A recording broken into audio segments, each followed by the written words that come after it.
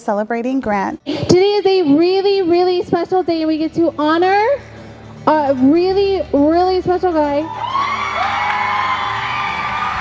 This was a complete surprise, as he was recognized as the COSA Assistant Principal of the Year for 2025. And I just want to thank, I know obviously teachers, you know this, students maybe not, but like this is a reflection of all of you and a reflection of the work Meadow Park does.